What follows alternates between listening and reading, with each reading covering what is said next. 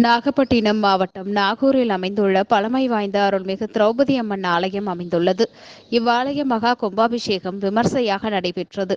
கடந்த 19ஆம் தேதி கணபதி ஹோமத்துடன் தொடங்கிய கும்பாபிஷேக விழாவில் நவக்கிரக ஹோமம், வாஸ்து சாந்தி, கோபூஜை, தீர்த்தம் எடுத்து வரும் நிகழ்ச்சிகள் நடைபெற்றது.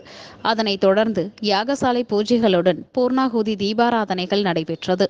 தொடர்ந்து 4ஆம் கால யாகசாலை பூஜை முடிவுற்று மகா பூர்ணாகுதி நடைபெற்று யாகசாலை பூஜைகள் நிறைவடைந்து மங்கள வாத்தியங்கள் முழங்க கடம்புறப்பாடு நடைபெற்றது.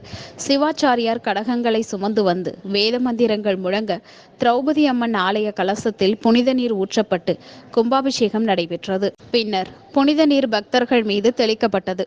அம்மனுக்கு கலச நீர் கொண்டு அபிஷேகம் மற்றும் மகா தீபாராதனை நடைபெற்றது.